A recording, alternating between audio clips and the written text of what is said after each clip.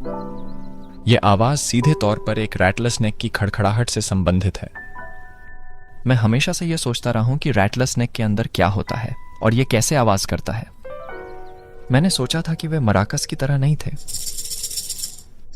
यदि आप माराका खोलें तो अंदर छोटे छोटे टुकड़े होते हैं जो ध्वनि उत्पन्न करने के लिए टकराते रहते हैं, लेकिन मैं गलत था। रैटलर नेक के झुंझुने से आवाज नहीं आती माराकास की तरह। क्योंकि आइए हम इस खड़खड़ाहट के अंदर विस्तार से देखें।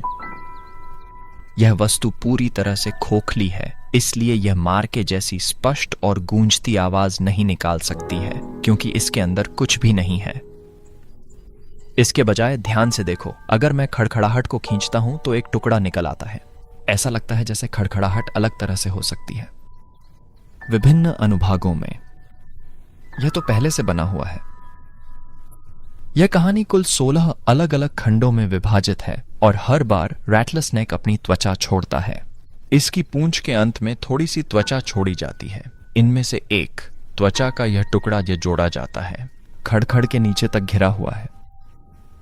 इस तरह से खड़खड़ाहट बढ़ती है। लेकिन ये खड़खड़ाहटें आवाज कैसे करती हैं? इस हिस्से को ध्यान से देखिए, यह आधे में कटा हुआ है। पिछले हिस्से पर ध्यान दीजिए। यह इसके अंदर अच्छी तरह से फिट बैठता है। यहां एक छवि है जो पूरे खड़खड़ का एक क्रॉस सेक्शन दिखाती है। एक भाग को सफेद रंग से हाईलाइट किया गया है। क्या आप बता सकते हैं कि ये हिस्से एक दूसरे के अंदर कैसे फिट होते हैं? ये ठीक से फिट नहीं है। यह बहुत ढीला फिट है। इससे सभी सेगमेंट इधर उधर हिलते डुलते रहते हैं। अब कल्पना करें कि यदि खड़खड़िया को हिला दिया जाए तो क्या होगा? वे खंड अक्सर बार बार एक दूसरे से बिना किसी रोक के टकरा सकते हैं, जो खड़खड़ाहट जैसी आवाज करता है। लेकिन ऐसा बिल्कुल सच में नहीं है। वास्तव में यह रैटलर नेक के खड़खड़ाने जैसा बिल्कुल नहीं है, क्योंकि रैटलर नेक अपने खड़खड़ाने को आसानी से हिला सकते हैं, जितना मैं कर सकता हूं उससे कहीं अधिक तेजी से, जबकि यह एक खड़खड़ाहट ध्वनि की तरह लगता है।